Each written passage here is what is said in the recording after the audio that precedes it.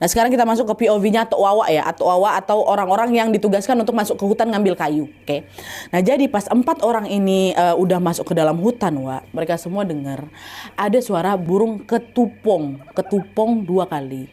Nah masyarakat di situ percaya Nadia kalau dengar suara burung ketupong biasanya itu macam pertanda hal buruk gitulah gitu, pertanda hal buruk bakal terjadi. Tapi karena Atok sama yang lain ini lagi butuh kayu cepat, peringatan itu nggak dihiraukan sama mereka. Mereka tetap tuh jalan masuk ke hutan, terus bikin api unggun untuk penerangan, terus mulai nebang pohon. Nah waktu lagi nebang pohon ini, Wak, Pak Cik Sigan ini salah satu rombongan Atok ini sayup-sayup dengar ada suara tetabuhan. Jadi macam kayak suara gamelan lah kita bilangnya. Nah awal ya Pak Cik Sigan itu pikir itu cuma perasaan dia aja.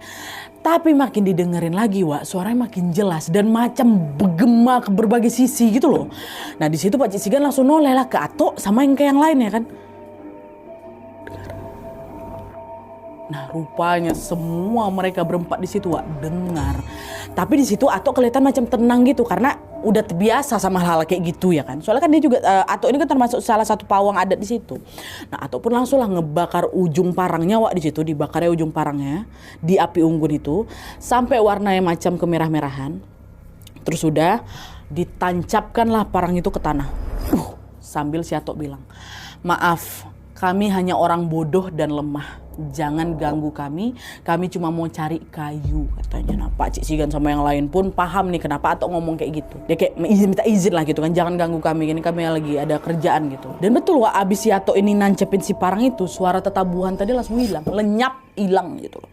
Nah udah selesai, udah hilang kan, udah gak ada lagi suaranya. Kemudian Atok ini nyuruh rombongannya untuk bergegas nebang itu kayu, terus balik lagi ke rumah Panjang sekitar tengah malam juga lah kan, malam-malam mereka cari.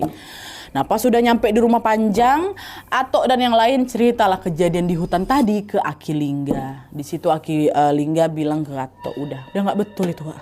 Suara tetabuhan yang kau dengar itu pertanda para arwah mau menyambut datangnya roh Umang anak aku.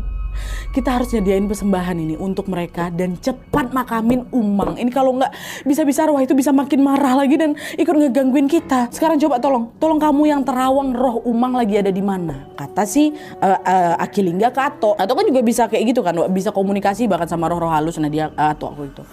Nah saat itu juga Atok langsung diminta dibikinin kopi panas. Terus dia duduk lah ini bersila di dekat jenazahnya Umang sambil tutup matanya dan baca macam doa-doa kayak gitu.